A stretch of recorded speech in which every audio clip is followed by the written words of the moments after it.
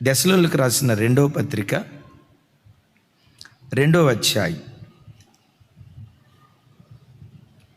2వ అధ్యాయం దెసలోనికి రాసిన 2వ పత్రిక 2వ అధ్యాయం 7వ వచనం నేను చదువుతాను. అందరూ మీ బైబిల్ తెరిచి చూడండి నాతో కలిసి.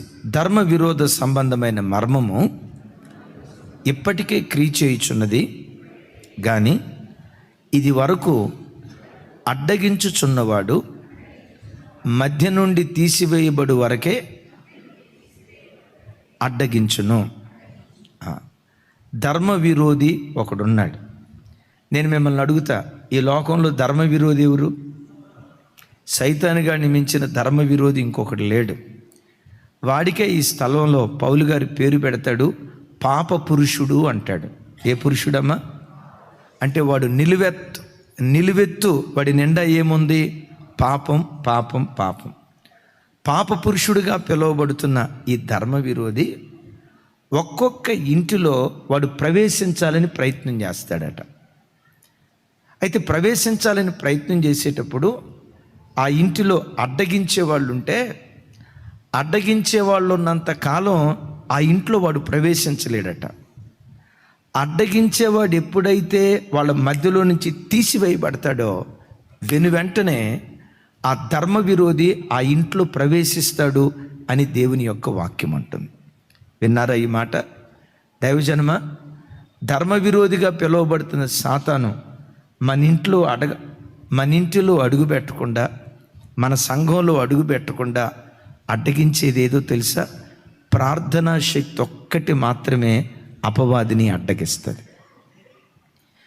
ఏ ఇంట్లో ప్రార్థించే ప్రార్థనా పరులైన తల్లులు తండ్రులు ప్రార్థించే వాళ్ళు ఉంటారో వాళ్ళ ప్రార్థన సాతాను ఆ ఇంట్లోకి రాకుండా అడ్డుకట్ట వేస్తుంది. ఆ ప్రార్థనా పరులు బ్రతుకున్నంత కాలం ఆ ఇంట్లో వాళ్ళు కారపు మెతుకులు తిన్నా ఎంత సంతోషంగా బ్రతుకుతారో, ఆ ప్రార్థన పరులు ఉన్నంతకాలం ఆ సంఘం ఎంత నెమ్మదిగా సాగిపోవటానికి దేవుడు కృప చూపిస్తాడో. వన్స్ ఆ ఇంటిలో నుండి, సంఘంలో నుండి ప్రార్థనా పరులను దేవుడు కొనిపోయాడా, తన రాజ్యానికి తీసుకున్నాడా? అడ్డగించేవాడు ఎప్పుడైతే తప్పించబడ్డాడో ధర్మ విరోధి ఆ ఇంట్లో పనిచేసి, ధర్మ విరోధి ఆ ఇంట్లో అడుగుపెట్టి విలయ తాండవం ఆడటం ప్రారంభిస్తాడు. నేను ఒక కుటుంబాన్ని ఎరుగుదును, మా లైవ్ చూసే బిడ్డలు, చాలా భక్తి కలిగిన బిడ్డలు, 2 అన్నదమ్ముళ్ళు 2 అక్కా చెల్లెలు, 4. ఎంత ప్రేమగా ఆప్యాయంగా ఐక్యంగా ఉండేవాళ్ళు నోటి మాటలతో చెప్పలేం. ఆ 4 చూసి ప్రజలేమనుకునేవాళ్ళు అంటే, అన్నదమ్ముళ్ళంటే వీళ్ళురా, అక్క చెల్లెళ్ళంటే వీళ్ళురా, ఐక్యత అంటే ఇట్లా ఉండాలిరా అని. అసలు ఆ గ్రామంలో ఆ కుటుంబాన్ని చూసి అందరూ పొగుడుకుంటూ ఉండేటువంటి వాళ్ళు. ఉమ్మడి కుటుంబం అంటారు చూసారా, అంత ఐక్యంగా, దూర ప్రాంతాల్లో ఉన్న అంత ఐక్యంగా ఉండేటువంటి వాళ్ళు. ఒకనొక రోజు ఆ తల్లి తండ్రి 2 చనిపోయారు. చనిపోయిన తర్వాత చూడండి, నాన్న నా తమ్ముడు అని ఒకరికొకరు ప్రాణం ఇచ్చేటువంటి ఆ అన్నదమ్ముళ్ళు బద్ధశత్రువులుగా మారిపోయారు. ఆ అక్క చెల్లెలు బద్ధశత్రువులుగా మారిపోయారు. దరిదాపుగా వాళ్ళు ఒకరినొకరు పలకరించుకొని 3 సంవత్సరాల పాటు అయిపోతుందట. చివరికి ఏ స్థాయికి వెళ్ళారో తెలుసా? చేతిలో కత్తుంటే, అవకాశం ఉంటే కసా ముగ్గురిని పొడిచేద్దామని పెద్దోడు, తతిమ ముగ్గురిని పొడిచేద్దామని రెండోవాడు, తతిమ ముగ్గురిని పొడిచేద్దామని పెద్దమ్మాయి, తతిమ ముగ్గురిని పొడిచేద్దామని చిన్నమ్మాయి, అంత బద్ధశత్రువులు అయిపోయారు. ఒకరోజు వాళ్ళ చిన్న తమ్ముడు నా దగ్గరకు వచ్చి కళ్ళెమ్మ నీళ్ళు పెట్టుకొని ఏమన్నాడు తెలుసా?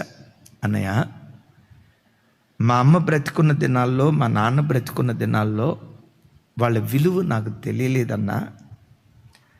మా అమ్మ నాన్న బ్రతికున్న దినాల్లో మా ఇల్లు ఎంత ఐక్యంగా ఉండేదో మీరు వినుంటారు కొంతమంది చెప్తే. కానీ ఈరోజు అలాంటి కుటుంబం ఈరోజు సాక్ష్యం కోల్పోయింది. ఎందుకు ఈరోజు ఇలా అయిపోయిందంటే, ప్రార్థించే అమ్మా నాన్న దేవుని సన్నిధి కొనిపోబడిన తర్వాత మా ఇంట్లో ప్రార్థన చేసేవాళ్ళు లేరన్నా. మా అమ్మ ప్రార్థన చేసినట్లుగా, మా నాన్న ప్రార్థన చేసినట్లుగా ఆ ప్రార్థనా పరులు ఎప్పుడైతే కొనిపోబడ్డారో, గౌరవ మర్యాదలకు నిలువెత్తు నిదర్శనంగా ఉన్న మా కుటుంబ పరువు బజారు పాలైపోయిందన్న. అదే అన్నదమ్ములు, అదే అక్క చెల్లెళ్ళు. ఈరోజు మా మనస్తత్వాలు ఎందుకు ఇలా మారిపోయాయంటే, సాతాను మాలో ప్రవేశించి విలయతాండవం ఆడాడు. ఒకప్పుడు ఎందుకు ప్రవేశించలేదు? అడ్డగించే ప్రార్థనా పరులు ఆ ఇంటిలో ఉన్నారు కనుక. దైవజనమ, నీ ఇంటి చుట్టూతో పోలీసు వాళ్ళని పెట్టుకున్న, 10,000 మంది పోలీసు వాళ్ళని పెట్టుకున్నా నీ ఇంటికి ప్రొటెక్షన్ ఇవ్వలేరు. కానీ కన్నీరు విడుస్తూ ప్రార్థించే ఆ ప్రార్థనా పరురాలైన ఆ తల్లి కన్నీటి ప్రార్థన ఏ దురాత్మ మన ఇంటిలో అడుగు పెట్టకుండా అదే కావలి గోపురంగా ఉండునుగాక. అందరం చెప్దాం ఆమేన్. మరోసారి చెప్దాం ఆమేన్. అపవాదిని అడ్డగించే శక్తి నీ ప్రార్థనలోనే దాగుంది, నీ ప్రార్థనలోనే దాగు. అసలు వీడు ఎందుకు ప్రవేశించాలనుకుంటాడు? వాడి ఆలోచనలు ఏంటి? ఎందుకు మన కుటుంబాల్లో, సంఘాల్లో ప్రవేశించాలని ప్రయత్నం చేస్తాడు? యేసు ప్రభువారు అపవాది గురించి మాట్లాడుతూ ఇక్కడ యోహాను సువార్తలో అంటారు, చూడండి. యోహాను సువార్త 10వ అధ్యాయం 7వ వచనం నుంచి 10వ వచనం వరకు.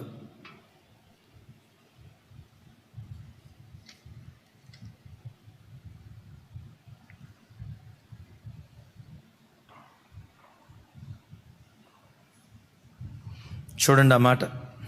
యోహాను సువార్త. కాబట్టి యేసు మరలా వారితో ఇట్లనెను, గొర్రెలు పోవు ద్వారము నేనే, నాకు ముందు వచ్చిన వారందరూ దొంగలు, దోచుకుని వారై ఉన్నారు. గొర్రెలు వారి స్వరము వినలేదు. నేనే ద్వారం. నా ద్వారా ఎవడైనా లోపలికి ప్రవేశించిన యెడల వాడు రక్షింపబడిన వాడై లోపలికి పోవచ్చు, బయటికి వచ్చుచు మేత మేయుచు ఉండును. 10వ వచనం. దొంగ దొంగతనమును, హత్యను, నాశనమును చేయుటకు వచ్చును గాని మరి దేనికి రాడు. గొర్రెలకు జీవము కలుగు చేయుటకు, అది సమృద్ధిగా కలుగు చేయుటకు నేను వచ్చితనని మీతో నిశ్చయముగా చెప్పుచున్నాను. చప్పట్లు కొడుతూ స్తోత్రాలు చెప్దాం. దైవజనమా, ఒకసారి చూడండి. లోకంలో 2 సంచరిస్తున్నారు. ఒక ఆయన గొర్రెల కాపరి, రెండో వాడు దొంగ. గొర్రెల కాపరి ఎందుకు సంచరిస్తున్నాడంటే, నన్ను నమ్మిన నా గొర్రెలకు జీవాన్ని ఇవ్వాలని. ఆ జీవం కూడా ఎలాంటి జీవం?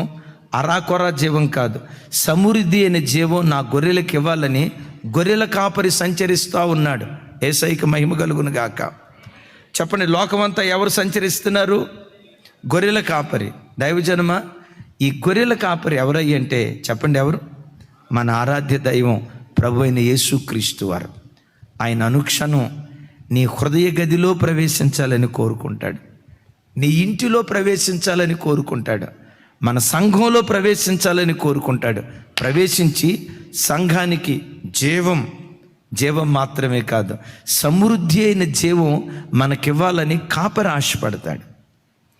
ప్రధాన కాపరి లోకంలో సంచరిస్తున్నట్లుగానే ఇంకొకడు లోకంలో సంచరిస్తున్నాడు.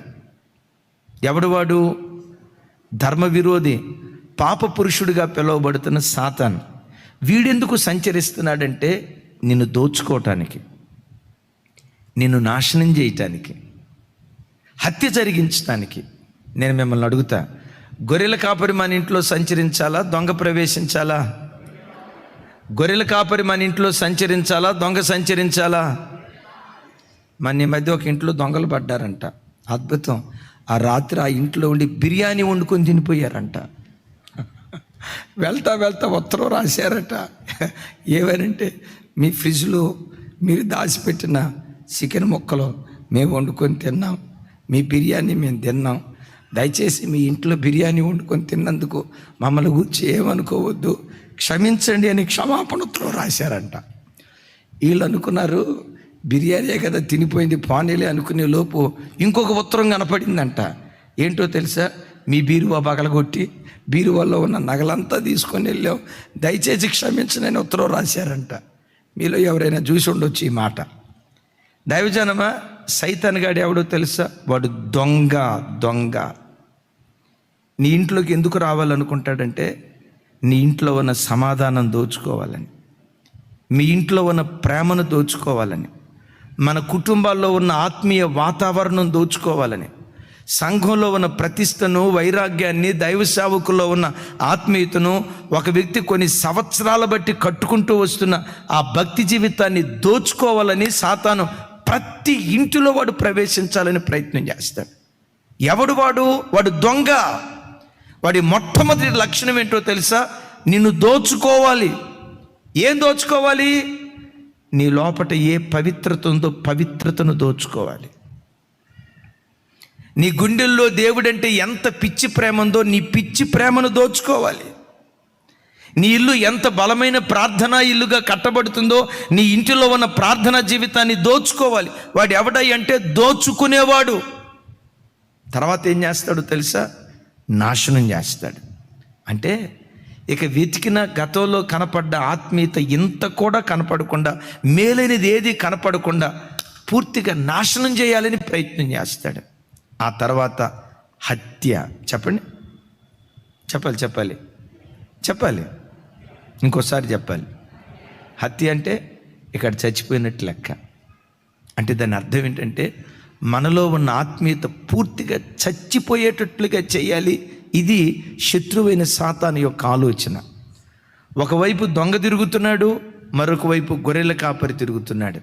దైవజనమా, గొర్రెల కాపరి మన ఇంటికి వచ్చి సింహాసనాసీనుడై మన ఇంటిని పరిపాలన చేయనట్లుగా, దొంగ మన ఇంట్లోకి రాకుండా వాడిని అడ్డగించేటట్లుగా ప్రతి బిడ్డ ఒక బలమైన ప్రార్థన పరులుగా బ్రతుకుదురుగాక.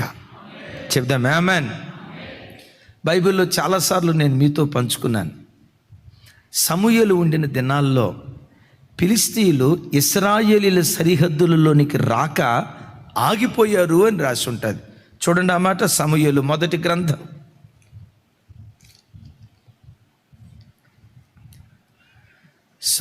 మొదటి గ్రంథం అందరూ మీ బైబిల్ తెరిచి మాట గమనించండి. 8వ అధ్యాయం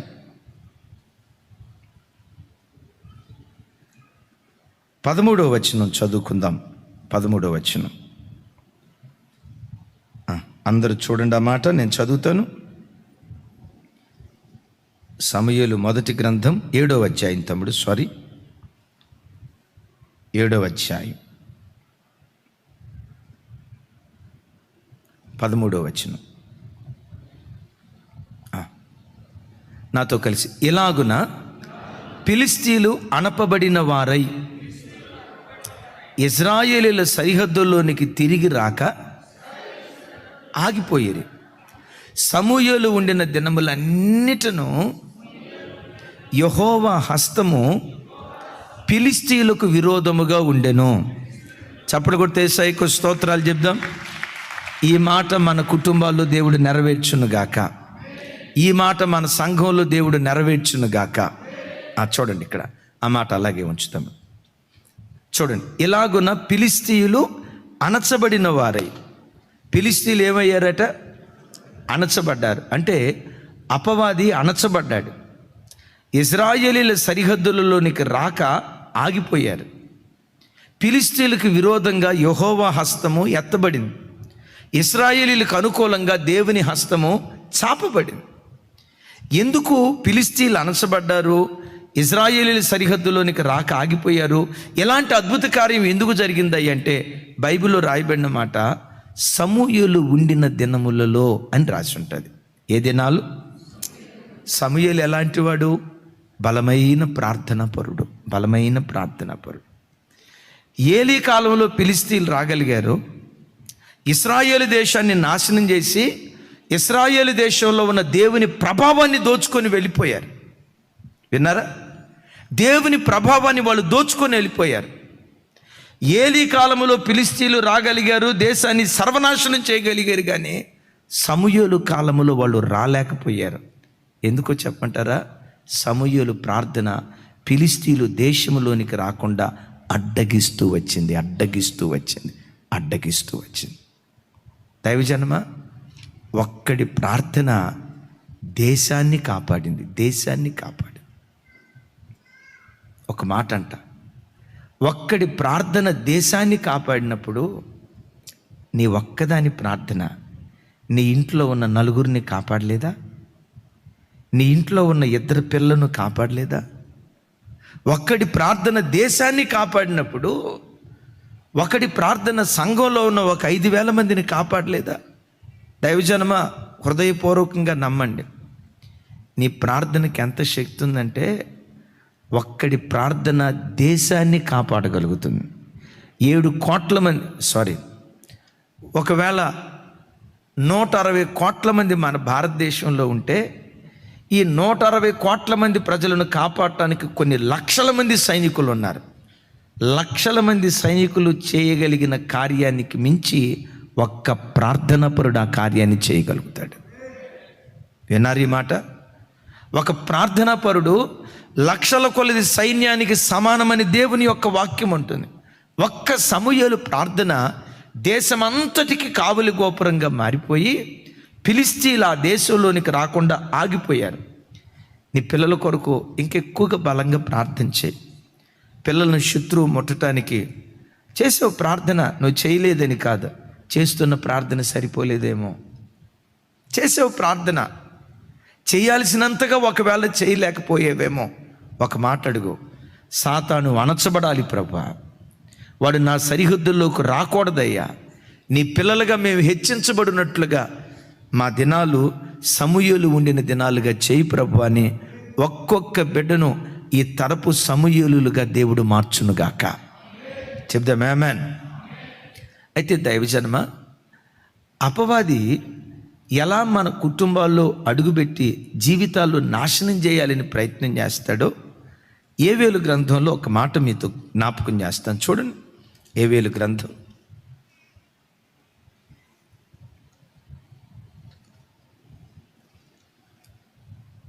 యోవేలు గ్రంథం 1వ వచనం నుంచి, 1వ అధ్యాయం 1వ వచనం నుంచి నేను చదువుతాను. 8వ వచనం వరకు చదువుతాను. నాతో కలిసి అందరూ చెప్పడానికి ప్రయత్నం చేయండి.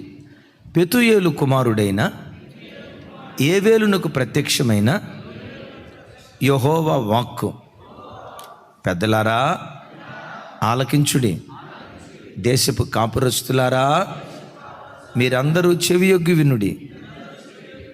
ఇలాంటి సంగతి మీ దినములలో కానీ మీ పితరులలో కానీ జరిగినదా? ఈ సంగతి మీ బిడ్డలకు తెలియచేయుడి.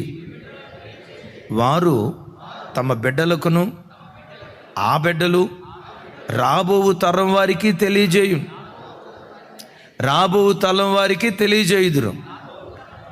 ఇంతకీ ఏ సంగతి అయ్యా మేము తెలియచేయాలి? అక్కడ అంటాడు 4వ వచనం, గొంగలి పురుగు విడిచిన దానిని మిడతలు తినివేసి ఉన్నవి, మిడతలు విడిచిన దానిని పసర పురుగులు తినివేసి ఉన్నవి, పసర పురుగులు విడిచిన దానిని చేడ పురుగులు తినివేసి ఉన్నవి. మత్తులారా మేలుకొని కన్నీళ్లు విడువుడి, ద్రాక్షాపానము చేయువారులారా రోదన చేయుడి. క్రొత్త ద్రాక్షారసము మీ నోటికి రాకుండా నాశనమాయెను. లెక్కలేని బలమైన జనాంగము నా దేశం మీదకు వచ్చి ఉన్నది. వాటి పళ్ళు సింహపు కోరల వంటివి, వాటి కాటు ఆడు సింహపు కాటు వంటిది. అవి నా ద్రాక్ష చెట్లను పాడు చేసి ఉన్నవి, నా అంజూరపు చెట్లను తుత్తునీలుగా కొరికి ఉన్నవి. బెరడు వలిచి వాటిని పారవేయగా చెట్ల కొమ్మలు తెలుపాయెను. పెనిమిటి కోల్పోయిన యవ్వనురాలు గోనె పట్ట కట్టుకొని అంగలార్చినట్లుగా నీవు అంగలార్చుము. యేసయ్యకి మహిమ కలుగునుగాక. దేవుడు ఇక్కడ అంటాడు, ఇశ్రాయేలీలారా, ద్రాక్ష తోటను అంజూరపు తోటను పాడు చేయటానికి గొంగళి పురుగులు వస్తాయి. ఇది మీరు తెలుసుకొని మీ పిల్లలకి తెలియచేయండి. అది వాళ్ళ పిల్లలకు వాళ్ళు తెలియజేస్తారు, వాళ్ళ పిల్లలకు వాళ్ళు తెలియజేస్తారు. ఏ సంగతి చెప్పమంటావయ్యా? గొంగళి పురుగులు పంటను పాడు చేయటానికి వస్తున్నాయి. గొంగళి పురుగులు కొంత తినేసిన తర్వాత ఆ తర్వాత మిడతలు వస్తున్నాయి. మిడతలు తినేసి వెళ్ళిపోతున్నాయి. ఆ తర్వాత పసరు పురుగులు వస్తున్నాయి. ఆ తర్వాత ఏదో కొంచెం తాలు మిగిలిపోయి ఉంటే మిగిలిన ఆ కొంచెం తినటానికి చీడ పురుగులు రాబోతున్నాయి. అవి రాకుండా ఉండునట్లుగా మీరు మత్తులుగా ఉండొద్దు. మేలుకొని పెనిమిటిని కోల్పోయిన యవ్వనురాలు అంగలార్చినట్లుగా దేవుని సన్నిధిలో మీరు అంగలారుస్తూ ప్రార్థన చేయండి అని దేశ పెద్దలకు, దేశ నివాసులందరికీ యోవేలు గ్రంథకర్త ఆక్రందనతో చెప్తూ ఉన్నాడు. ఏమిటిది అని అంటే ఒక మాట మీకు అర్థమయ్యేటట్లు చెప్పి నేను వాక్యపు లోతుల్లోకి వెళ్తాను. ఏంటి గొంగళి పురుగులు, ఏంటి మిడతలు, ఏంటి పసరు పురుగులు, ఏంటి చీడ పురుగులు అనేది క్లుప్తంగా చెప్తాను. దానికి ముందుగా ఒక వ్యవసాయదారుడు ఒక విత్తనం నాటాడు. విత్తనం నాటేటప్పుడు ఎన్నో కలలు కంటాడు. 100 మామిడి విత్తనాలు విత్తాడు. నీళ్లు పోసేటప్పుడు, ఎరువేసేటప్పుడు ఏమనుకుంటాడంటే ఇది చెట్టు అయింది, కాయలు వస్తాయి, అద్భుతమైన వ్యాపారం జరిగిద్ది, ఆ వ్యాపారంతో నేను కోటీశ్వరుని అవుతాను, నా కష్టమంతా నేను మర్చిపోయేటట్లుగా దీవించబడతానని ఆ 100 నాటినటువంటి మామిడి విత్తనాలను చాలా అల్లారు ముద్దుగా పెంచుకుంటాడు. పెరిగింది, పెద్దదైంది, పోతొచ్చింది, ఇక రేపో మాపో కాయ రాబోతుంది అని అనుకునే ఈలోపు పురుగులు వచ్చి పంటనంతా పాడు చేస్తే ఆ వ్యవసాయదారుడు ఎంత కృంగిపోతాడో కదా. తను సంవత్సరాల తరబడి పడిన కష్టమంతా నిర్వీర్యమైపోయిందని అల్లాడిపోతూ ఉంటాడు. దైవజనమా, ఆ పంట పొలాన్ని ఎట్లా పాడు చేశాయో పురుగులు, ఒక సేవకుడు కష్టపడి కట్టుకున్న సంఘాన్ని కొన్ని ఆత్మ సంబంధమైన పురుగులు పాడు చేస్తాయి. తల్లిదండ్రులు ఆ వ్యవసాయదారుడు విత్తనం విత్తి ఇది పెరిగి పెద్దదవుతుంది, దీని ఫలాలు వస్తాయి, నేను కోసుకుంటాను, నీడలో బ్రతుకుతానని ఎన్ని కలలు కంటూ పిల్లల్ని పెంచుతారో, పురుగుల్లాంటి కొన్ని దురలవాట్లు పిల్లల్లో చొరబడి తల్లిదండ్రుల కలలన్నీ కల్లలుగా మిగిలిపోయేటట్లుగా కొన్ని జీవితాలు మారిపోతూ ఉన్నాయి. అలాంటి పరిస్థితి మన కుటుంబాలకు, మన పిల్లలకు, మన సంఘాలకు రాకుండా అయ్యా మేమేం చేయాలంటే మత్తును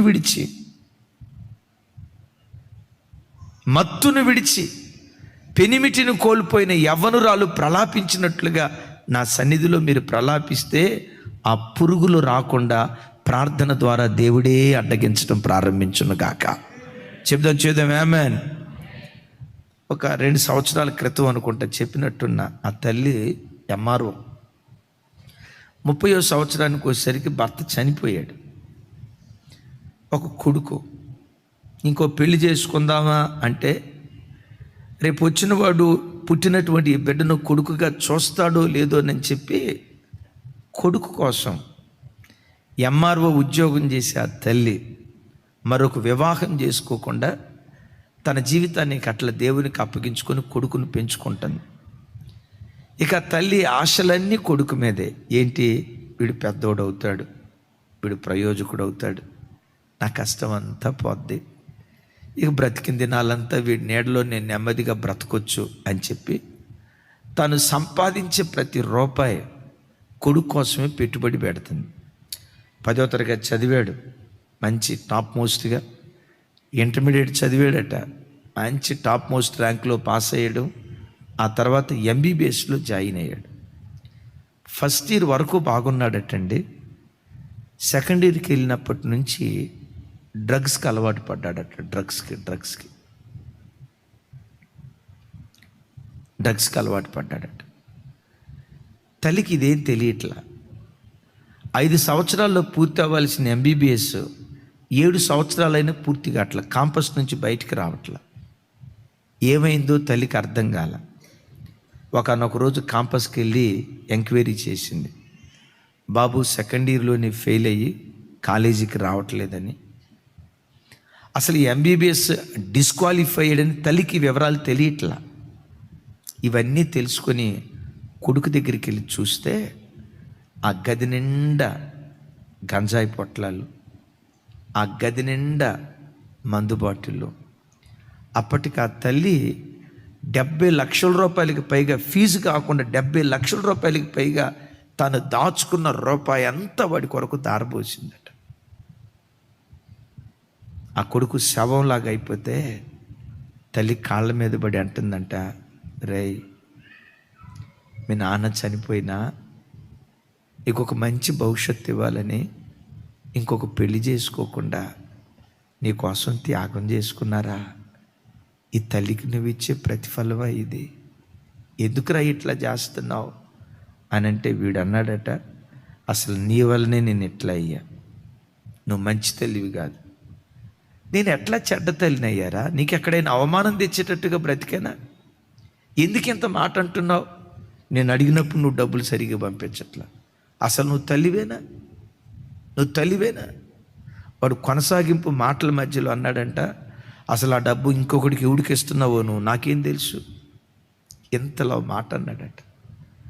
ఆ తల్లి ఏడుస్తూ ఫోన్ చేసింది, ఎవడి మీద ఆశ పెట్టుకొని ఏ కొడుకు భవిష్యత్తు కోసం నా జీవితాన్ని త్యాగం చేసుకున్నానో వాడి జీవితాన్ని పురుగులు తినేసేయ్యా.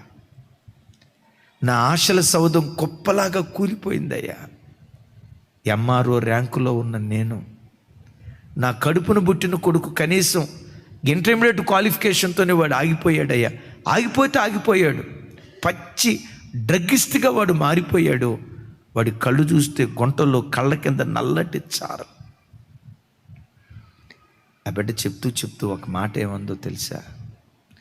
వాడికి డబ్బు సంపాదించి పెట్టాలని నేను పరిగెత్తే కానీ వాడి కొరకు ప్రార్థన చేయాలనే ఆలోచన నేను కోల్పోయానయ్యా. ఆ తల్లి ఒప్పుకుంటూ ఏమందో తెలుసా? మీరు చెప్పిన వాక్యం విన్నానయ్యా, నా బిడ్డ కొరకు నిజంగా నేను అట్లా ప్రార్థనే కనుక చేసుంటే ఏ దురలవాట్లకు నా బిడ్డ బానిస కాకుండా నా ప్రార్థనే నా బిడ్డ చుట్టూతా కంచెగా మారేదేమోనయ్యా. డబ్బు సంపాదించి పెట్టాను అని అనుకున్నాను కానీ వాడి కొరకు ప్రార్థన చేయాలనే ఆలోచన నేను కోల్పోయానయ్యా. దైవజన్మ, ఓ దైవ సేవకుడు సంఘాన్ని ఎన్ని ఆశలతో పెంచుకున్నాడో ఆ సంఘం 30 దంతులుగా 60 దంతులుగా 100 అంతలుగా అది ఫలించునుగాక. ఏ ఆశలతో నీ పిల్లల్ని పెంచి పెద్ద చేసుకున్నావో, ఏ ఆశలతో ఆత్మీయ జీవితాన్ని కట్టుకుంటూ ఉన్నావో, కట్టుకుంటున్న ఆత్మీయ జీవితం అని నీ ద్రాక్ష తోట మీదకి, కట్టుకుంటున్న నీ ఆత్మీయ జీవితం అనే అంజూరపు తోట మీదకి సాతానుగా పిలువబడుతున్న పురుగులు నీ యొద్దకు రాకుండా ప్రార్థించు. అదే అడ్డుగా యేసు నామం పేరిట మారిపోవునుగాక. నిజమే అమ్మా. ఇక్కడున్న కొంతమంది బిడ్డలు ఉన్నారు, 30 సంవత్సరాల నుంచి ఆత్మీయ జీవితం కట్టుకున్న వాళ్ళు ఉన్నారు. ఎక్కడ జారిపోకుండా, ఎక్కడ సాతానుకు చోటు ఇవ్వకుండా, అమ్మో పరలోక రాజ్యం చేరుకోవాలి, ఎంతకాలం ఈ లోకంలో బ్రతుకుతాం, ఎప్పుడు చనిపోతామో, ఎప్పుడు లోకాన్ని విడిచిపెట్టి వెళ్ళిపోతామో తెలియదు. బ్రతికిన కొద్ది రోజులు ప్రభు కొరకు బ్రతకాలి, ఇక్కడ కళ్ళు మూస్తే పరలోకం చేరుకోవాలి అని 40 సంవత్సరాల నుంచి భక్తి జీవితం అనే ద్రాక్ష చెట్టును నీళ్లు పోసి ఎరువేసి కంచేస్తూ కాపాడుకుంటూ వచ్చిన వాళ్ళు ఉన్నారు. విచిత్రం ఏంటో తెలుసా? 40 సంవత్సరాల నా ఆత్మీయ జీవితాన్ని రెప్పపాటు కాలంలో దోచుకోవాలని పురుగులు బయలుదేరినాయి. నువ్వు తెలుసుకో, నీ పిల్లలకి చెప్పు, నీ పిల్లలకి ఈ సంగతి చెప్పు. ఏమని? పురుగులు బయలుదేరే, ద్రాక్ష తోటను అంజూరపు తోటను పాడు చేసే పురుగులు బయలుదేరే, అవి మన పంట పొలాలలోనికి రాకుండా ఉండునట్లుగా మత్తును విడిచిపెట్టి మేలుకొని ప్రార్థన చేయండి అంటాడు. యేసయ్యకి మహిమ కలుగును గాక. ఏంటి ఆ పురుగులు? 4 పురుగులు, 4 సాతాను గుణాలకు సాదృశ్యంగా ఉన్నాయి. నంబర్ 1 గొంగలి పురుగు అంటాడు. గొంగలి పురుగు పరిశుద్ధ గ్రంథమైన బైబిల్లో ఎన్నో అర్థాలకు గుర్తుగా ఉంది. మొట్టమొదటి మాట చెప్తాను. గొంగలి పురుగు సుఖాసక్తికి గుర్తుగా ఉంది. ఎలా? చూడండి ఒకసారి. నహూము గ్రంథం 3వ అధ్యాయం 17-18 వచనాలు అందరూ చూడాలి. 3వ అధ్యాయం 17-18 వచనాలు. నీవు ఏర్పరిచిన శూరులు మిడతలంత విస్తారముగా ఉన్నారు, నీ సైనికులు చలికాలమందు కంచెలలో దిగిన గొంగలి పురుగుల వలె ఉన్నారు.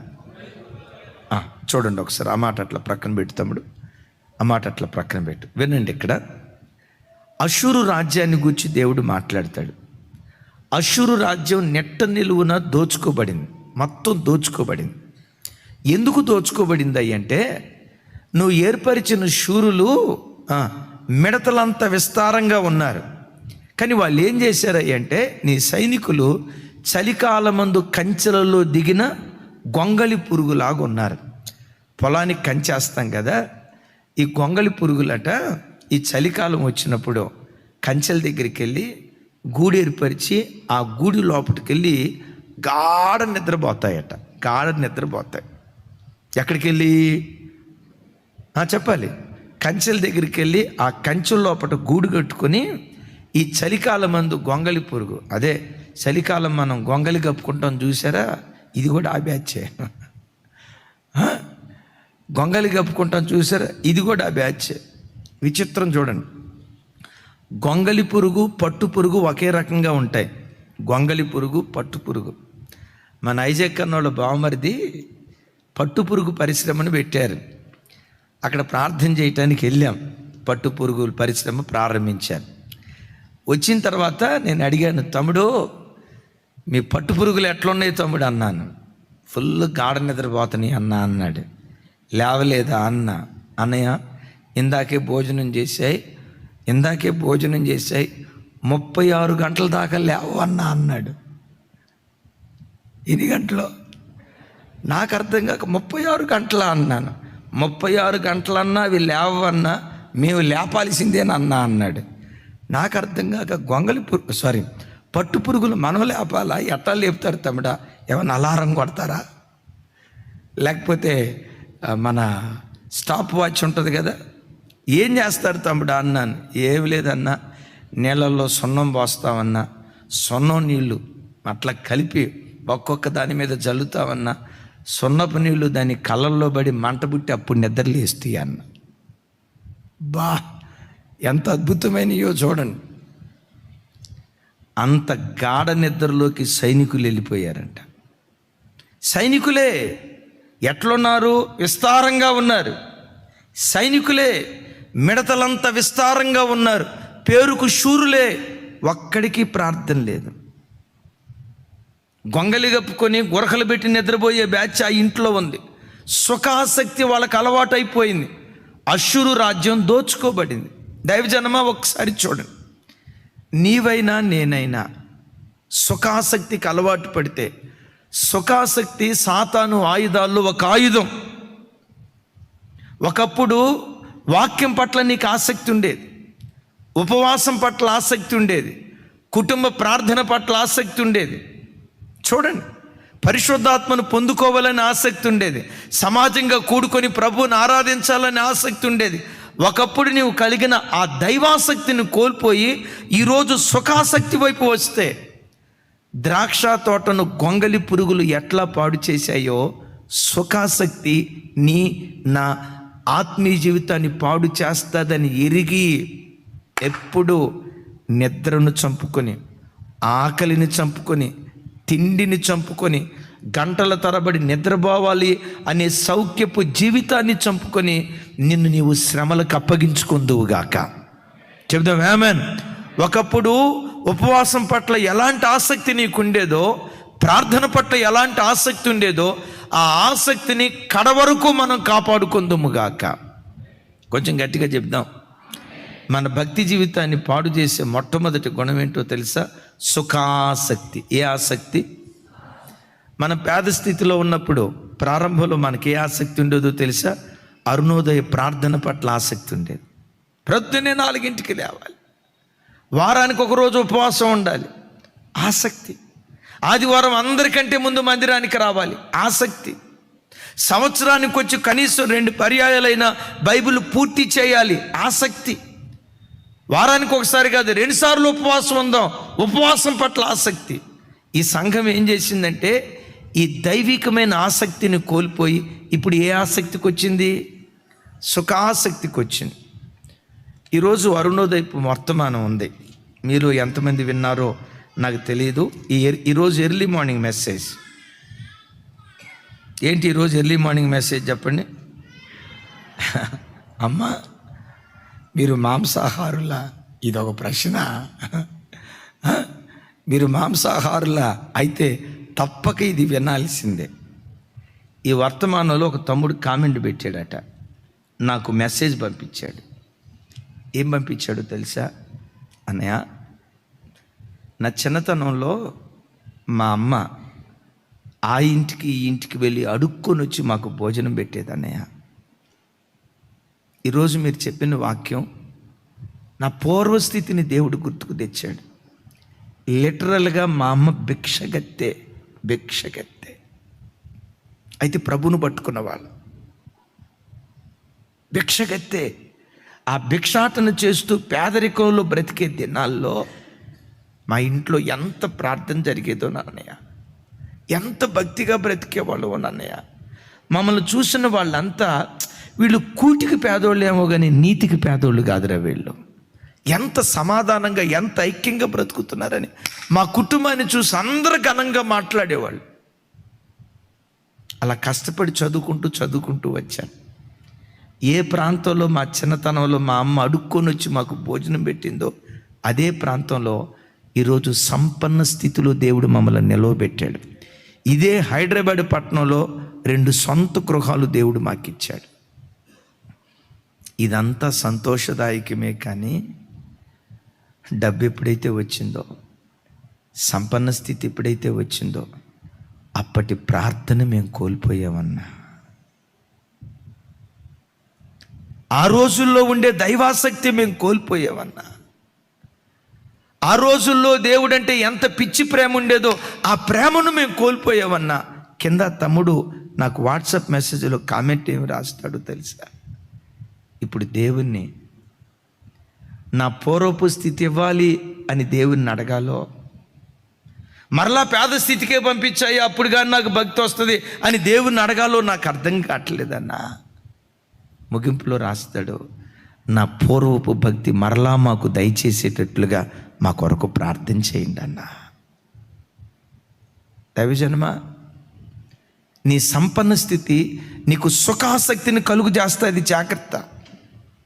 నీ సంపన్న స్థితి ముందు మోకరించినట్లుగా మోకాళ్ళలోనివ్వదు. నీ సంపన్న స్థితి ఒకప్పుడు దేవుడని ఆరాటపడుతూ పరిగెత్తిన ఆ తొల్లిటి దినాలు ఉన్నాయే, ఆ దైవాసక్తి కలిగిన జీవితం ఉందే, నీవు కలిగిన డబ్బు, నీవు కలిగిన సమృద్ధి, నీవు కలిగిన గృహాలు, నువ్వు అనుభవిస్తున్న సుఖ సౌఖ్యాలు ఆ తొల్లిటి భక్తి జీవితం కోల్పోవటానికి కారణమవుతుంది. అందుకనే దేవుడు ఎంత ఉన్నతమైన స్థితి నీకు ఇచ్చినా గొంగళి పురుగు లాంటి సుఖాసక్తి రాకుండా నిన్ను నీవెప్పుడు శ్రమలకు దైవాసక్తికి అప్పగించుకుందువుగాక. చప్పలు కొడుతూ స్తోత్రాలు చెప్దాం. రెండవది మిడతలు వచ్చేసినాయట. గొంగళి పురుగులు కొంత తినేస్తే, అంటే సుఖాసక్తి తినేస్తే కొన్ని మిడతలు తినేస్తూ ఉన్నాయి. మిడతలు దేనికి గుర్తాయి అంటే హృదయ కాఠిన్యతకు గుర్తు. చెప్పండి. హృదయ కాఠిన్యతకు మిడతలు ఎలా గుర్తాయి అంటే మీరు ఎరుగుదురు. సహజంగా ఈ పసర పురుగు, గొంగళి పురుగు, చీడ పురుగు పంటను పాడు చేసినట్లుగా మిడతలు పంట దగ్గరుండి పాడు చేయవు. అయితే విచిత్రం ఏంటంటే ఒక్కసారి గుంపుగా పంట పొలాల మీద మిడతలు పడ్డాయా, రాత్రికి రాత్రే ఆ పచ్చటి పంట బీడుబారినట్టు అయిపోతుంది. రాత్రికి రాత్రి అది నాశనం చేస్తుంది. ఇది ఎక్కడ జరిగింది బైబిల్లో? ఫరో కాలంలో ఫరో హృదయ కాఠిన్యత కలిగి బ్రతుకుతూ ఉంటే రాత్రికి రాత్రే ఆ పంట పొలాల మీదకి మిడతలు వచ్చి రాత్రికి రాత్రే సర్వనాశనం చేసినట్లుగా, హఠాత్తుగా నాశనం అయిపోయినట్లుగా లేఖనాల్లో చూస్తూ ఉన్నాం. హఠాత్తుగా నాశనం అవటం దేనికి గుర్తో తెలుసా? మీరు అందరు ఎరుగుదురు. సామెతల గ్రంథం 29వ అధ్యాయం 1వ వచనంలో రాయబడిన మాట, ఎన్ని మార్లు గద్దించినా లోబడని వాడు. అలాంటిది మన జీవితంలో ఎవ్వరి జీవితాల్లో జరగకుండును గాక. మరోసారి చెప్దాం ఆమేన్. ఎన్నిసార్లు గద్దించిన, చెప్పండి ఈ మాట, మారు, నీ బ్రతుకును మార్చుకో. నువ్వు దేవుని నమ్ముకొని తాగుబోతుకు బ్రతుకుతున్నావు, మార్చుకో. దేవుని నమ్ముకొని దేవునికి ఆయాస్కరమైన జీవితం జీవిస్తున్నావు, మార్చుకో. దేవుని దగ్గరికి వచ్చిన నీ జీవితంలో ఇదిగో ఈ వక్ర బుద్ధి ఉంది, మార్చుకో. దేవునికి అయిష్టంగా ఇదిగో మార్చుకో నీ బ్రతుకును అని దేవుడు పలుమార్లు ఒకరిని గద్దిస్తాడు. నేనంట, అసలు పలుమార్లు ఎందుకు దేవుడు గద్దించాలి? తప్పు చేసిన ఎక్కడికక్కడ తీసి పారేయచ్చుగా. అవునా? తీసి పారేసినట్టయితే ఈ పాటికి ఆ జాబితాలో నువ్వు కూడా ఉండేదానివి. విచిత్రం చూడండి, పలుమార్లు దేవుడు ఎందుకు గద్దిస్తాడంటే చూడండి, యోవేలు గ్రంథం 1వ అధ్యాయం 1వ వచనం. యోవేలు గ్రంథం, పెతూయేలు కుమారుడైన యోవేలునకు. పెతూయేల్, చూడండి, పెతూయేల్ అంటే ఏల్ అంటే దేవుడు అని అర్థం. పెతు అంటే విశాలత అని అర్థం. ఈ దేవుడు ఎవరంటే విశాలత కలిగినటువంటి దేవుడు. ఎందులో? ఒకరిని క్షమించే విషయంలో, ఒకరిని సహించే విషయంలో, ఒకరిని ఓర్చుకునే విషయంలో, ఒకరిని భరించే విషయంలో ఈ దేవుడు విశాలత కలిగిన దేవుడు. నేను చాలాసార్లు చెప్తా కదా, మన దేవుని గూర్చి లేఖనాల్లో రాయబడిన మాట, ఆయన కోపము నిమిషమే, ఆయన దయ ఆయుష్కాలం అంతా ఉంటుందట. కోపం ఎంతసేపు? ఆయన కోపం నిమిషమే, ఆయన దయ. నేను అప్పుడప్పుడు అనుకుంటా, మన జీవితం పోలిస్తే పూర్తిగా ఆపోజిట్. మనకు ప్రేమ వచ్చేది క్రిస్మస్కి ఒకసారి, సంవత్సరానికి ఒకసారి. ఇక కోపం ఉంటుందా? టన్నులు ప్రతిరోజు ఉండేది, సిరుబుర్లు, చింతపొడి. దేవుని గుణం ఎలాంటిదంటే ఆయన దయ ఆయుష్కాలం అంతా ఉంటుందట. దేవుడు ఒక వ్యక్తిని భరించాల్సినంత భరిస్తాడు, ఓర్చుకోవలసినంత ఓర్చుకుంటాడు. రేపు మారతాడు, ఇంకొంచెం అవకాశం ఇద్దాం, ఈ బిడ్డ రేపు మారుతుంది, ఇంకొంచెం అవకాశం ఇద్దామని ఒకరిని ఓర్చుకోవలసినంత కాలం ఓర్చుకుంటూనే గద్దిస్తూ ఉంటాడు. బ్రతుకును మార్చుకో, జీవితాన్ని సరిచేసుకొని పలుమార్లు దేవుడు గద్దిస్తాడు. గద్దించిన కొంతమంది కొన్నిసార్లు ఏమనుకుంటామంటే, తప్పు చేస్తూ ఉంటాడు ఈ వ్యక్తి, దేవుడు గద్దిస్తూ ఉన్నాడు, తప్పు చేస్తూ ఉన్నాడు, తప్పు చేస్తూనే మేలు చేయటం మానడు ఆయన. ఇతడు తప్పు చేసినా కృప చూపటం మానడు. ఇవ్వాల్సిన ఆరోగ్యం ఇస్తాడు, ఇవ్వాల్సిన ప్రమోషన్ ఇస్తాడు, కొనుక్కోవలసిన ఇల్లు కొనుక్కుంటాడు, పొందుకోవలసిన ఆశీర్వాదాలన్నీ పొందుకుంటా ఏమనుకుంటాడు తెలుసా? దేవుడు నన్ను క్షమించినట్టున్నాడు, అందుకనే ఇవన్నీ ఇచ్చాడు. మరలా ఏమనుకుంటాడు తెలుసా? పాస్టర్లు అట్లా చెప్తారు కానీ మరి దేవుడు అంత కఠినుడు కాదు, మన మనుషులం కదా, కొన్ని పొరపాట్లు చేసినా చూసి చూడనట్టు పోతాడు అయ్యగారు దేవుడు, అంత కఠినంగా ఉండడండి అని మనం అనుకుంటాం. దేవుడు నీకు నాకు ఎందుకు తీర్పు తీర్చడో తెలుసా? ఉదయాన్నే వికసించి సాయంత్రానికి వాడిపోయే అడవి గడ్డి పువ్వు లాంటిది నీ బ్రతుకని ఆయన ఎరిగి, త్రాసు మీద ధూళి లాంటి బ్రతుకు నీ బ్రతుకని ఎరిగి, విసిరి వెళ్ళిన గాలి మరలా వెనక్కు తిరిగిరాని బ్రతుకు లాంటి బ్రతుకు అని మన బ్రతుకని ఎరిగి, ఎక్కడ విని నాశనానికి అప్పగిస్తే మట్టి పాలు అవుతాడేమోనని ఓర్చుకొని భరించినంత కాలం భరిస్తాడు. కొన్నిసార్లు మనం ఏం చేస్తామో తెలుసా? దేవుని ఓర్పును సహనాన్ని చాతగాని తనంగా ఎంచి హృదయ కాఠిన్యంతో బ్రతుకుతూ ఉంటాం. వాక్యం ఏమంటుందో తెలుసా? హృదయ కాఠిన్యత కలిగిన వాడు ఎన్ని మార్లు గద్దించిన లోబడని వాడు, వాని పంట పొలం హఠాత్తుగా పాడైపోతుందట. విన్నారా? అలాంటి కాఠిన్యమైన మనస్సు మనకు రాకుండా మన హృదయాన్ని పశ్చాత్తాపంతో నింపునుగాక. మరోసారి చెప్తే ఆమేన్. మన హృదయాలను మిడతలాంటి కాఠిన్యత మన దరిచారకుండా హృదయాలను దేవుడు పశ్చాత్తాపంతో నింపునుగాక. గట్టిగా చెప్తే ఆమేన్. ఇంకోసారి ఎప్పుడైనా నువ్వు తప్పు చేస్తే కప్పి పుచ్చుకోవద్దు, హృదయాన్ని కఠినపరుచుకోవద్దు, బుకాయిస్తా మాట్లాడద్దు. తప్పు నీ వలన జరిగితే వెంటనే ఇది జరిగిందని చెప్పు. రెండవది, పిల్లలు ఎప్పుడైనా తప్పు చేస్తే వాళ్ళతో ఒక మాట చెప్పు, నాన్న తప్పు చేస్తే తప్పు చేశానని చెప్పు. దాన్ని కప్పిపుచ్చుకునేటట్లుగా అబద్ధం ఆడద్దు. అబద్ధం ఆడేవా అసలు ఉపేక్షించము. దాచుకోవటానికి ప్రయత్నం చేశా, తప్పు చేశాను ఒప్పుకో, యథార్థంగా ఒప్పుకో. ఎందుకు? లేఖనాల్లో రాయబడిన మాట మీరు అందరు ఎరుగుదురు, అతిక్రమములు దాచిపెట్టువాడు.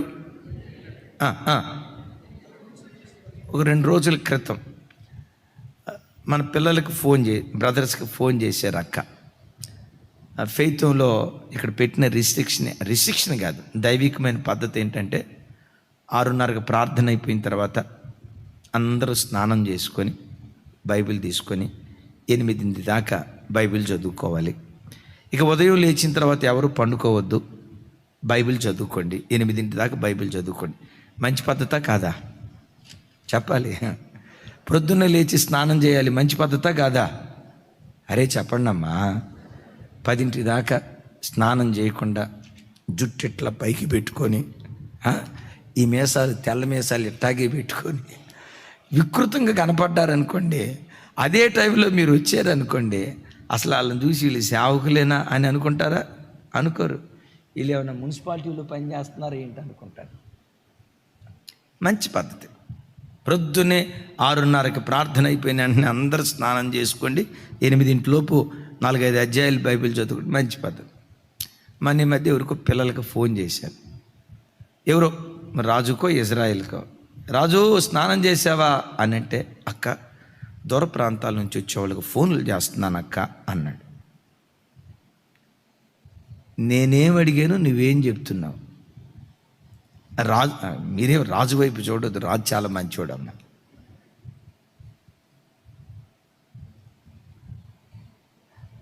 ఈలోపు అంటాడు, అక్క స్నానం చేద్దాం అనుకున్నాను కానీ ఈలోపు ఫోన్లు వచ్చినాయి అక్క, 8ంటికి ఫోన్ చేసినా ఫోన్లు మాట్లాడుతున్నాను, ఇది చేస్తున్నాను అన్నాడు. అక్క స్నానం చేసావంటే చేసాను అని చెప్పు, చేయకపోతే ఈ డొంక తిరుగుడు మాటలు ఎందుకు? డొంక తిరుగుడు అది మిడత లాంటి స్వభావం, మిడత లాంటి స్వభావం. ఎదుటోడు ఒక మాట అన్నాయి, నువ్వు తప్పు చేసావన్నందుకు, అరే బుద్ధి లేదా, ఎంతసేపు అవుతుంది, 8 అవుతుంది, ఇంతవరకు స్నానం చేయలేదా అని ఒక మాట నేను అనొచ్చు. మాట పడటానికి ఇష్టపడు కానీ హృదయ కాఠిన్యతకు రానివ్వద్దు. నా మాట చూడండి, మిడత లాంటి కాఠిన్యత వచ్చిందా పంటనంతా వాడు తినేసేస్తాడు. బైబిల్లో దుఃఖాన్ని కలుగు చేసే ఒక మాట, ఐగుప్తులో కనానును చేరుకోవాలని బయలుదేరాడు ఆకాను. 40 సంవత్సరాలు తన భక్తి జీవితాన్ని జాగ్రత్తగా కాపాడుకున్నాడు. కొందరు మోహపు చూపుకు బానిసై జీవితాలు నాశనం చేసుకుంటే, మరికొందరు వ్యభిచారానికి విగ్రహారాధానికి బానిసలై జీవితాలు నాశనం చేసుకుంటే, మరికొంతమంది సనుగుతూ గొణుగుతూ అరణ్యములో ఆకులు రాలిపోయినట్లుగా రాలిపోతే, అలాంటి గుంపులో చేరకుండా తన జీవితాన్ని కాపాడుకున్నాడు ఆకాను. ఇంకో క్షణంలో కణాలలో అడుగు పెడతామని అనుకోగా హృదయ కాఠిన్యతతో తాను తన కుటుంబం నాశనం అయిపోయింది. చూసారా, 40 సంవత్సరాలు కట్టుకున్న ఈ ఆత్మీయత, ఆకాను కట్టుకున్న ఆత్మీయత. నేనంట, ఆకాను ఎరుకో దాటిన తర్వాతే కదా రాళ్లతో కొట్టి, ఎరుకోకు వచ్చిన తర్వాతే కదా రాళ్లతో కొట్టి చంపబడింది. ఎరుకో యోర్దాను అవతల ఉంది కదా, అంటే కనాన్లో అడుగు పెట్టాడా లేదా? చెప్పాలి. చెప్పాలి. కనానులో ప్రారంభంలో ఏమంటారు, బార్డర్లో అడుగు పెట్టాడు. ఇంకొంచెం లోపలికి వెళ్తే కనానులో అడుగు పెడతాడు. అంటే కనానులో అడుగు పెట్టేదాకా తను సజీవంగా ఉన్నాడంటే చెప్పండి, 40 సంవత్సరాలు తన భక్తి జీవితాన్ని ఏం చేశాడు? దైవజనమా, 40 సంవత్సరాలు కాపాడుకున్న ఆత్మీయ జీవితాన్ని హృదయ కాఠిన్యత రెప్పపాటు కాలంలో నాశనం చేసి, ఎప్పుడు యేసయ్యను ఒక మాట అడుగు, దేవా పశ్చాత్తాపపు హృదయాన్ని నాకు దయచేయి, కఠినమైన మనస్సు నా దగ్గరికి రానివద్దయ్యని. అలాంటి పశ్చాత్తాపపు హృదయం మనకు, మన పిల్లలకు, మన సంఘ బిడ్డలకు సమృద్ధిగా దేవుడు దయచేయునుగాక. 3వది, ఈ పంట పొలాన్ని పాడు చేసే పురుగులు ఏవయ్యంటే పసర పురుగులు. దైవజనమా, ఆకుల మీద గొంగళి పురుగు ఉంది. ఆ పచ్చటి ఆకుల మీద గొంగళి పురుగును మనం చూస్తే టకామని కనపడిద్దా లేదా? మిడత కనపడిద్దా లేదా? చీడ పురుగు కనపడిద్దా లేదా? పసర పురుగు చెప్పాలి, పసర పురుగు చెప్పాలి గట్టిగా. ఎందుకు? ఆకు పచ్చగానే ఉంది, పసరు పురుగు పచ్చగానే ఉంది. విచిత్రం ఏంటది? అది పురుగు ఆ పచ్చటి ఆకుల మధ్యలో ఉండి అది కూడా ఆకులాగే కనపడుతుంది. విన్నారు ఈ మాట? ఆకుల మీద మెడతుంటే తేలిక తెలిసిపోద్ది, గొంగలి పురుగు ఉంటే వెంటనే కనపడిపోద్ది, చీడ పురుగు ఉన్న కనపడిపోద్ది. ఆకుల మీద పసరు పురుగు ఉంటే కనపడదు. కారణం పసరు పురుగు రంగు పసరు ఎట్టుంటుంది, ఆకు ఎట్టుంటుందో అట్టాగే ఉంటుంది, కనపడదు. ఇది దేనికి సూచనో తెలుసా? వేషధారణతో కూడుకున్న భక్తి జీవితానికి సూచనగా ఉంది. చూడండి ఆ మాట ఇక్కడ తిమోతీయులకు రాసిన మొదటి పత్రిక, అందరూ చూడండి. తిమోతీయులకు రాసిన రెండవ పత్రిక,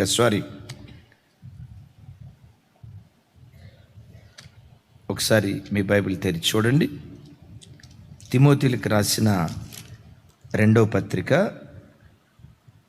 3వ అధ్యాయం 1వ వచనం నుంచి 5వ వచనం వరకు, 5వ వచనం వరకు చూడండి. అంత్య దినములలో అపాయకరమైన కాలము వచ్చునని తెలుసుకునుము. చెప్పండి, అందరూ చదవాలి.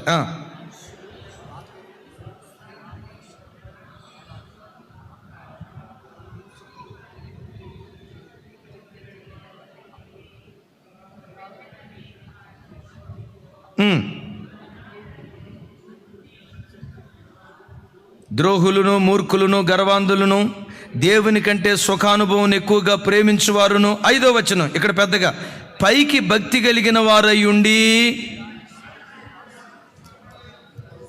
చాలు, నాతో కలిసి చెప్పండి. పైకి భక్తి కలిగిన వారయ్యుండి దాని శక్తిని ఆశ్రయించలేని వారు. పైన కొన్ని అవలక్షణాలు చెప్తాడు. కృతజ్ఞత లేనోళ్ళు, దుర్జనులు, అతిథి ద్వేషులు, పైన చెప్తాడు గర్వాంధులు, ద్రోహులు, కొన్ని అవలక్షణాలు చెప్తాడు. ఈ అవలక్షణాలన్నీ వాళ్ళ లోపట ఉన్నాయి, కానీ ఆ అవలక్షణాలు ఏవి కనపడకుండా పైకి ఎలా కనపడుతున్నారట? దైవజనమ, ఈరోజు క్రైస్తవ సంఘానికి పట్టిన దౌర్భాగ్యకరమైన పరిస్థితి ఏంటో చెప్పమంటారా? ఈ వచనం ఎన్నో క్రైస్తవ కుటుంబాల్లో జరుగుతుంది. ఆదివారం మందిరానికి వస్తారు, చూసే ప్రజలు అనుకుంటారు, అబ్బా ఎంత మంచి భక్తి కలిగిన వాళ్ళోరా, అబ్బా ఎంత మంచి సంఘానికి వెళ్తున్నారోరా, అబ్బా ఈ పిల్లలు ఎంత మంచి దూరం నుంచి చూస్తే చాలా మంచి భక్తి కలిగిన వాళ్ళుగా కనపడుతున్నారు. కానీ వారి ఇంటి లోపటికి వెళ్ళి తొంగి చూస్తే బయట జనాల దృష్టికి కనపడినంత భక్తి ఆ ఇళ్లలో కనపట్ల. మన కుటుంబాలు ఎలా ఉండాలంటే, షేబాదేశపు రాణి సొలొమోను దగ్గరకు వచ్చి అంటది, అయ్యా నిన్ను కూర్చి నేను విన్నది కొంచెమే, నిన్ను విన్నదానికంటే నేను చూసింది ఎక్కువయ్యా అంటది. నేనంట మనలను గూర్చి ప్రజలు ఎంత మంచిగా మాట్లాడుకుంటున్నారో మన దగ్గరకు వచ్చి చూసిన తర్వాత అంతకంటే మించిన భక్తి ప్రజలు మనలో చూచుదురు కాక. చెబుదాం ఆమేన్. పైకి భక్తి వేషం వేసుకునే వారిగా మనం కనపడితే అది పసర పురుగు లాంటి అనుభవాన్ని చూపిస్తూ ఉంది. దైవజనమా, నేను అప్పుడే సేవ కొత్తగా వచ్చిన దినాలు, నేను ఆ మంచి సంఘంలో ఆ మంచి దైవ సేవకుల దగ్గర దరిదాపుగా 4 years మంచి విశ్వాసిగా పెరిగాను. 1 సంవత్సరం దైవ సేవకుడిగా ఉన్నాను. ఆ సంఘంలో ఒక కుటుంబాన్ని నేను చూశా. ఓ తల్లి, 2 కూతుర్లు. చెప్పండి, ఓ తల్లి, 2 కూతుర్లు. ఆదివారం అందరికంటే ముందు వస్తారు మందిరానికి. అద్భుతం. వైట్ డ్రెస్ తప్ప ఇంకొక డ్రెస్ పొరపాటును వాళ్ళు వేసుకోరు. ఎంత అణుకువగా, ఎంత భక్తిగా, ఎంత మర్యాదగా ఉంటారంటే, ఆ కుటుంబాలను చూసి నేను యవనస్తుడిగా ఉన్నప్పుడు నేను ఏమనుకునేవాడిని తెలుసా? ప్రభా, నేను బ్రతికితే ఈ కుటుంబంలాగా బ్రతకాలయ్యా. చూడు, ఆ ఆడపిల్లలు దించిన తల పైకెత్తరు. ఆ తల్లి వెళ్తా ఉంటే తల్లి వెనక పిల్లలు అట్లా ఎంత మంచి కుటుంబం నాయన. అసలు వాళ్ళని చూసి నేను అనుకుంటా ఉండేవాడిని, ఇలాంటి కుటుంబాలు ఇలాంటి కాలంలో కూడా ఉన్నాయా, అది హైదరాబాద్ లాంటి పట్టణాల్లో కూడా ఉన్నాయని చాలా ఆశ్చర్యపోతూ ఉండేవాడిని. అంత భక్తిగా బ్రతికేవాళ్ళు. ఓ రకంగా ఆ సంఘానికి చూసిన వాళ్ళందరికీ ఒక స్ఫూర్తిదాయకం లాంటి కుటుంబం. మొత్తానికి వాళ్ళిద్దరు కూతురు పెళ్ళయింది.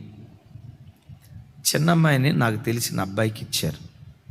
చిన్నమ్మాయిని నాకు తెలిసిన అబ్బాయికి ఇచ్చారు. ఆ అబ్బాయి నాతో కలిసి విశ్వాసిగా నాతో పాటు మందిరానికి వచ్చేవాడు. పెళ్ళైన మొదటి రోజు నుంచే ఈ అమ్మాయి వాడిని టార్చర్ పెడుతుంది, బాగా టార్చర్ పెడుతుంది. అంటదంట, నేను తెల్లగా ఉన్నా, ఖాళీ పూర్తి చేయండి, మీకెడ తెలుసు, నేను తెల్లగా ఉన్నా, నువ్వు నల్లగా ఉన్నావు, అసలు నేను నీకు దొరకాల్సిందాన్ని కాదు, ఇది పెళ్ళైన తర్వాత నీకు దొరకాల్సిందిగా అంటదంట. సంధ్యా థియేటర్లో కొత్త సినిమా రిలీజ్ అయింది, వెళ్దామా అని అందంట. వీడు కంటి చూపు నోటి మాట పడిపోయిపోయింది. ఏం మాట్లాడుతున్నావే నువ్వు అంటే, ఏముంది ఇందులో, ఏముంది ఇందులో, వీడికి అర్థం కాల. పెళ్ళైన రెండో రోజు నుంచే స్టార్ట్ చేసిందంట. అర్థం కాక పాస్టర్ అయ్యకి చెప్పుకున్నాడు మనోడు వెళ్ళి, అయ్యా చాలా భక్తి కలిగిన కుటుంబం అని చెప్పారు, నేను కూడా అదే అనుకున్నాను అయ్యా అంటుందంట. మధ్య మధ్యలో సొక్క ఏం పర్వాలేదు సినిమా అంటుందంట. వీడికి అర్థం కాక ఏమిట్రా ఇట్లా అంటుందని చెప్పి పెద్ద అయ్యగారి దగ్గరికి వెళ్ళి చెప్తే అయ్యగారు అన్నారంట, రాయ్ నోరుమీరా, ఇంకొక కుటుంబాన్ని గురించి ఏదైనా చెప్తే నేను నమ్ముతానేమో కానీ ఆ కుటుంబానికి ఇంకో చంపా. అప్పుడే నేను చావుకి వెళ్ళాను. నా ఫ్రెండ్ నా దగ్గరికి వచ్చి, అన్నా నిలువున మోసపోయానన్నా, చర్చిలో దేవదూతలా కనపడ్డారన్నా, నిజ జీవితంలో దెయ్యం కూడా ఆ జీవితం జీవించదన్నా అని నాకు చెప్తే నేనేమన్నాను తెలుసా, ఇంకొకసారి ఈ మాట అన్నావన్నా నేను కొడతా, జాగ్రత్త. అసలు ఆ కుటుంబాన్ని చూసి నేను ఇన్స్పైర్ అయిపోయా, నోర్మల్ అంటే ఏమన్నాడు తెలుసా, పైకి భక్తి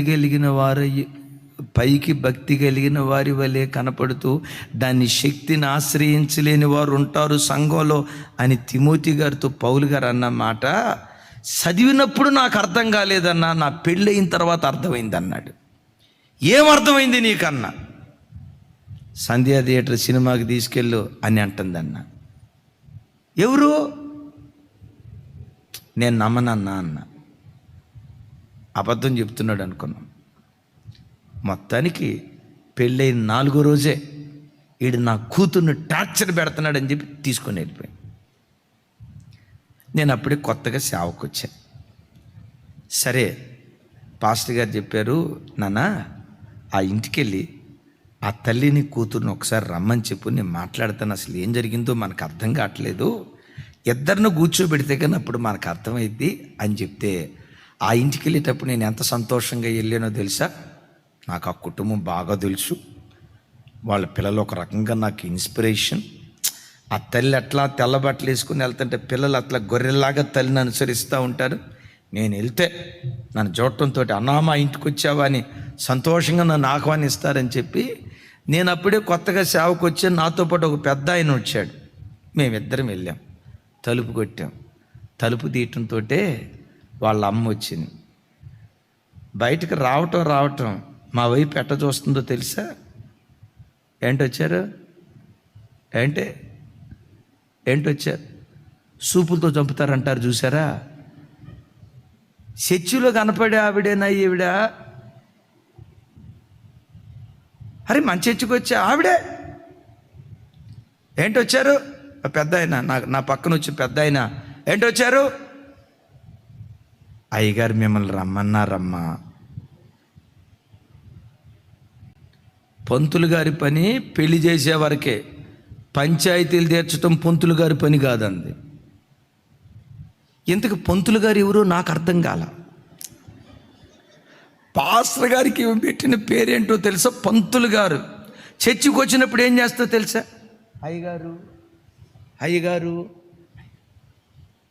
అయ్యగారు కాస్త ఏమైపోయారు?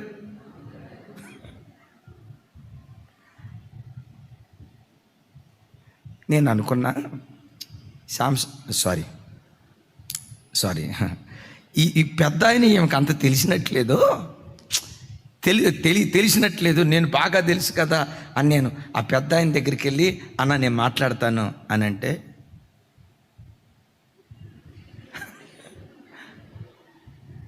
ఆయన అన్నాడు, నాకు ఆల్రెడీ మర్యాద జరిగిందయ్యా, నువ్వెందుకు నీ మర్యాద బాగొట్టుకుంటావు కొత్తగా సేవకు వచ్చిన వాళ్ళు అంటే. ఆమెకేమందో తెలిసి ఎదురు పట్టుకొని, పొంతులు పని పెళ్లి చేసేవారికి పంచాయతీలు తీర్చడం కాదు, మా పంచాయతీ మేము తీర్చుకుంటాం పో. నేను అనుకున్నా ఇక వచ్చే ఆదివారం నుంచి ఆమె చర్చికి రాదు అనుకున్నా. అద్భుతం, తెల్లబట్టలు వేసుకొని ముందు వచ్చి కూర్చుంది.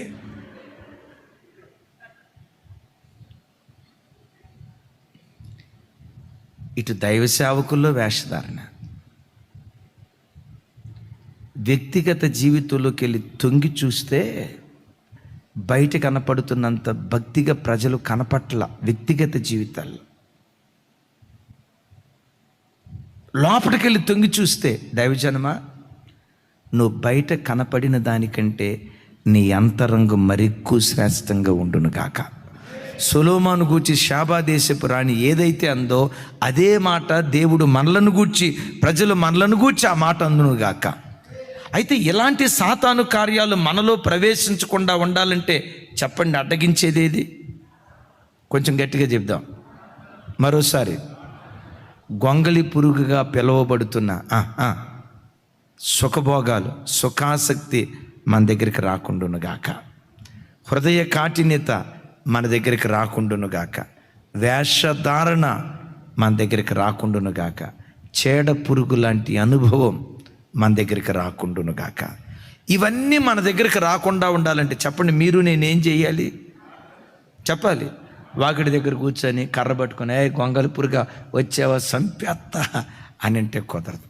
నేనంట, నీ మాటలు చేయలేని పని నీ ప్రార్థన చేస్తుంది, నీ గద్దింపు చేయలేని పని నీ ప్రార్థన చేస్తుంది. తల్లిగా తండ్రిగా నువ్వు ఎంత మొరపెట్టినా, కాపరిగా నేను ఎంత మొరపెట్టినా, నేను చెయ్యలేని పని, నా మాటలు చేయలేని పని నీ మోకాళ్ళ జీవితం చేస్తుంది. కనుక ప్రభు బిడ్డలుగా మనం బ్రతికు కాలమంతా అడ్డగించేవారిగా దేవుని కొరకు మనం నిలబడుదుము గాక. నీ ప్రార్థనే అడ్డగించును గాక. చప్పులు కొడితే యేసయ్యకు స్తోత్రాలు చెప్దాం. ఒక అద్భుతమైన ఆయన, ఇక్కడ గుంటూరు జిల్లా, కృష్ణా జిల్లా అవనిగడ్డ దగ్గర వేకనూరు అనే ఒక ఊరు ఉంది. ఆ ఊరిలో సేవ చేసే ఒక దైవ సేవకుడు ప్రపంచ దేశాలంతా తిరుగుతా సేవ చేస్తూ ఉంటాడు. ఆయన చేసే సేవ ఏంటంటే గోడల మీద రాస్తాడు. ఆయన పేరు ఎవరికైనా తెలిస్తే చెప్పండి. గోడల మీద రాస్తాడు, వాగ్దానాలు, వాక్యాలు రాస్తాడు. అద్భుతం. ఉత్తర భారతదేశం, దక్షిణ భారతదేశం, ప్రపంచం అంతా తిరుగుతా గోడల మీద రాస్తాడు. ఇదే ఆయన సేవ. ఇంతకీ విచిత్రం ఏంటో తెలుసా? ప్రపంచ దేశమంతా దేని మీద తిరుగుతాడంటే సైకిల్, ఇటువైపు పెయింట్ డబ్బా, ఇటువైపు బ్రష్, క్యారేజీ మీద తినటానికి వండుకోవటానికి పాత్రలు, మొత్తం తిరుగుతా సేవ చేస్తాడు. ఒకరోజు ఒక అడవి ప్రాంతంలో దాటి ఒక గ్రామానికి వెళ్ళి వాక్యాలు రాసి ఇక పట్టణానికి వద్దామని చెప్పేసి మార్గ మధ్యలోకి వచ్చేసరికి అడవి. ఏం చేద్దామని చెప్పి ఇక రాత్రిపూట బయలుదేరి వద్దామంటే దారి సరిగ్గా కనపట్ల. అక్కడే మోకరించి ప్రార్థన చేసుకుని, ప్రభా ఇక్కడ పడుకుంటున్నా, నాకు తెలుసు ఈ అడవిలో పులులు ఉన్నాయని. ఆమేన్. నాకు తెలుసు ఈ అడవిలో శరత పులులు ఉన్నాయని, నాకు తెలుసు తోడేళ్ళు ఉన్నాయని, నాకు తెలుసు ఈ అడవిలో ఎలుగుబంట్లు ఉన్నాయని. అయినా ఇక్కడే పడుకుంటున్నా. ఎందుకో తెలుసా? ప్రార్థన ద్వారా నువ్వు కాపాడతావని ఒకే ఒక్క నమ్మకాన్ని బట్టి అని చెప్పి తాను పండుకునే ముందు చుట్టూత గీత గీశాడంట. ఈ గీత లోపల పండుకుంటున్నా.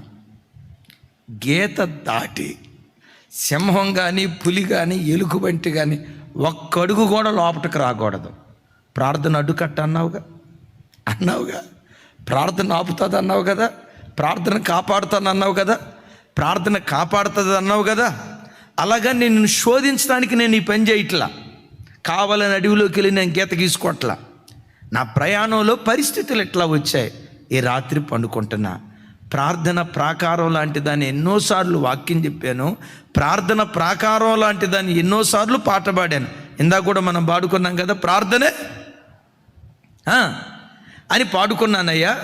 నిజంగా ప్రార్థన ప్రాకారమో కాదో ఈ రాత్రి నేను అనుభవించాలి.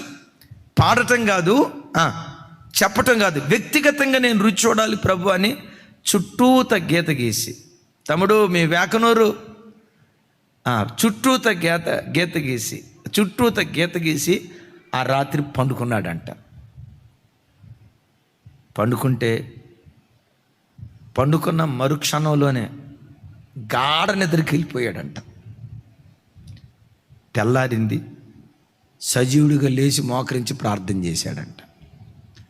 ప్రార్థన చేస్తా తను గీసిన గీత చుట్టూతో చూశాడట. చూడండి, ఆ గీతకు అవతల పులుల అడుగుల గుర్తులు, సింహాల అడుగుల గుర్తులు, నాగరాజుగాడి గుర్తులు, ఆడు పాక్కుంటా వచ్చిన గుర్తులు, ఎలుగుబంటి గుర్తులు. చూడండి, ఆ గీసిన గీత చుట్టూతో అన్ని గుర్తులు ఉన్నాయంట. ఏ సింహం వచ్చినా ఆ గీసిన గీతకు అవతల వరకే రాగలిగే కానీ లోపలికి రాలేకపోయాయంట. సంతోషంగా దేవుని స్తుతించి ఇక మొద్ద అన్నం తినేసి ఇక బయలుదేరదామని ప్రయాణం అయ్యేటప్పుడు మహారాష్ట్ర మాజీ ముఖ్యమంత్రి అనుకుంటా, మేబీ బాల్ థాకరే అనే పేరు విన్నారా? బాల్ థాకరే ఆయన, మేబీ ఎల్కే అద్వానీ గారు అనుకుంటా, ఎవరో ఇద్దరు అదే మార్గం గుండా కారులో వెళ్తున్నారు. ఈ అడవిలో ఉన్న ఈ ఒక్క ఆయన్ని చూసి కారు ఆపి, ఏమయ్యా ఎక్కడికి వెళ్ళాలి? మేము పలానా పట్టణం వెళ్ళాలి. రైట్ రా, మేము కూడా అదే ఊరు వెళ్తున్నాం, రా కారు ఎక్కి కూర్చో అని చెప్పి కూర్చోబెట్టిన తర్వాత వాళ్ళిద్దరికి క్రైస్తవ్యం అంటే అసలు పడదు, యేసు ప్రభు అంటే అసలు పడదు. సరే, వీళ్ళు ప్రయాణం మధ్యలో అడిగారంట, అదిగదిగా ఆయన ఇప్పుడు ప్రభు దగ్గరికి వెళ్ళారు ఆయన. రైట్, వీళ్ళు అడిగారంట, ఏమయ్యా అడవిలో ఉన్నావు, ఏమి నీకేం భయం అనిపించలేదా?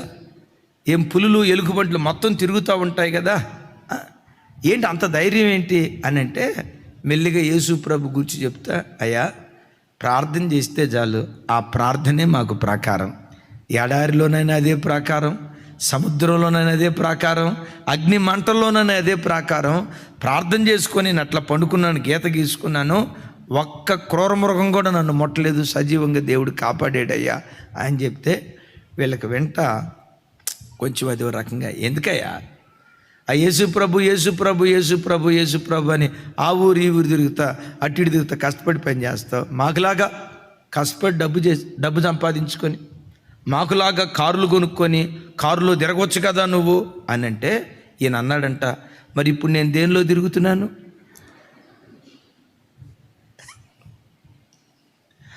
నువ్వు లక్షల రూపాయలు పెట్టి కొనుక్కొని తిరుగుతున్నావు.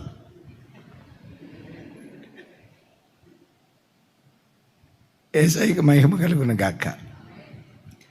దురాత్మలను అడ్డగించే శక్తి మన ప్రార్థనలో దాగుంది. అలాంటి దివ్యమైన ప్రార్థన జీవితం మనందరి మీద దేవుడు కుమ్మరించును గాక.